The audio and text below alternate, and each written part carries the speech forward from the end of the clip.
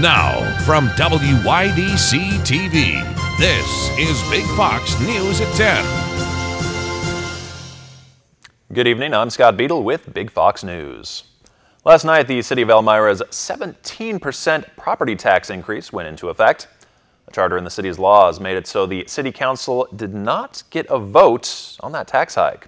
The charter states that if there are no changes to the operating budget, then the budget the city manager proposes goes into place. Joseph Duffy, Elmira's councilman for the 3rd District, says he wants to change the charter. Is what I'm looking at is being able to vote on any budget, regardless of whether city council changes the budget, regardless whether it's a 0% budget or 17% budget. I think that as a councilman, I have the duty, for one, to my constituents to say, no, I didn't agree with that budget.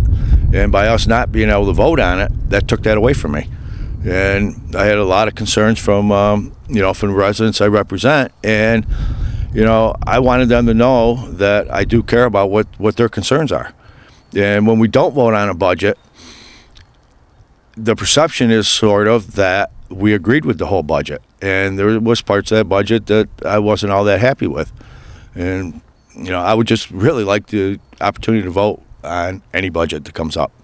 And the way the charter is now, if we don't make material changes in it, we don't have that right. Elmira residents voiced their displeasure with the higher tax rate at City Council. Each one of the council members said if they'd been given a vote, they would have voted no. 3 people accused of beating a man to death, then putting his body in a dumpster in Elmira last week, have waived their rights to preliminary hearings. The manslaughter cases of 36-year-old Fabian Bonaparte, 20-year-old Kari Monroe, and a 17-year-old suspect will go directly to Chemung County Court. During a hearing yesterday, a judge released Monroe and the 17-year-old offender on house arrest and lowered Bonaparte's bail to $10,000. Meanwhile, police continue to investigate threats that forced the lockdown of Utica College yesterday. The school received a pair of phone calls threatening some sort of action at the college's science center. Police found no shooter, and after a few hours, the school lifted that lockdown. Corning Incorporated announced today that it will be collaborating with AU Optronics, a Taiwanese electronics manufacturer, on a new project. The 2 corporations will be working on a solar power generation project in Taiwan. That project will meet the power needs of about 1,000 homes there. AU will install rooftop solar power equipment on the tops of 2 Corning manufacturing facilities there that have a combined length of approximately 3 soccer fields. There's now competition in the race for Chemung County's 14th legislative district. Elmira's Krista Hayward announced her intention to run last night. She faces incumbent Donna Draxler.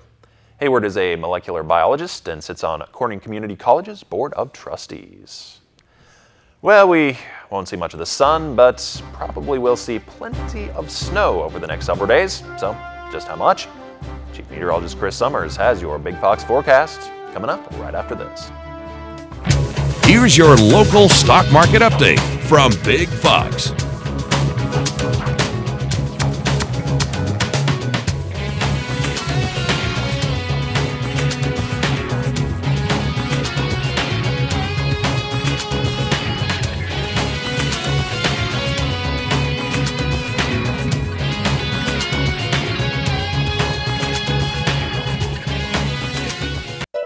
Now, your Twin Tiers forecast from Big Fox.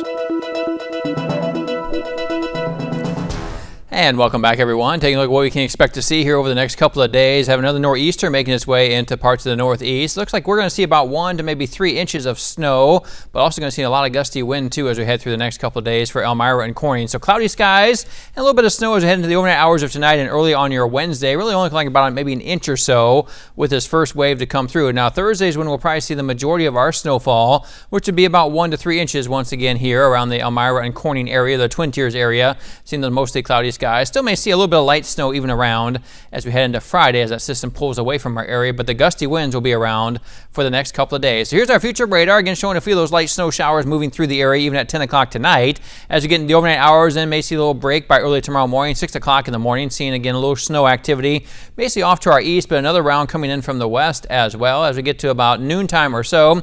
Again, seeing those more snow showers developing. We're going to be kind of right on the edge of the main system, though. That's why we're expecting maybe only 1 to 3 inches of accumulation. But if you go a little further to the east, especially eastern parts of New York or down in eastern parts of Pennsylvania, that's where you could run into several inches of accumulation, looking like maybe up to 12 inches along the coast as we head through the next couple of days. Here's what it looks like then. Windy conditions, and again, the heavy snow staying just off to our east and down to our south for our Wednesday. And again, looking like the accumulations will be right on that edge, the lighter blue area being the 1 to 3 inch. But as you continue to move in, or actually head towards the coast, you're going to be seeing those totals actually get a lot bigger, and could be seeing as much as 18 inches in that dark blue area. Looking like majority of those areas will see basically 6 to 12 inches, but again, could see locally heavier amounts of up to 18 inches with this storm system. Take a look at our 7-day forecast, and temperatures staying chilly over the next couple of days. That's for sure. 37 degrees are high for Wednesday, 35 by Thursday. Again, that chance of snow in the forecast. And it looks like, again, right around the Twin Tiers area, we'll probably see 1 to 3 inches total from the whole storm system. But those winds could be gusting as high as 50 miles an hour once again. By the time we get to Wednesday then, or by the time we get to Friday, again, seeing a few more light snow showers, 35. For the weekend then, we actually finally dry it out and bring some sunshine back, or at least a little bit of sunshine, upper 30s to near 40 by early next week. So it looks like we're going to kind of miss out on the majority of it, but if you do head a little closer to the coast, you could run into quite a bit of snow here the next couple days. Well, and if you've got 50-mile-an-hour gusts, that does not make even clearing the driveway a pleasant No, experience. it's no fun at all for sure. And this one looks like it might be more of a heavier wet snow, so it doesn't really move very easily when it's that heavy. So that's but it also doesn't blow around as much either if it's a light dry snow. That's so definitely looking like we could be not getting the worst of it here in the Twin Tiers for sure. All right. Thanks, Chris. And thanks for joining us. Have a great rest of your evening.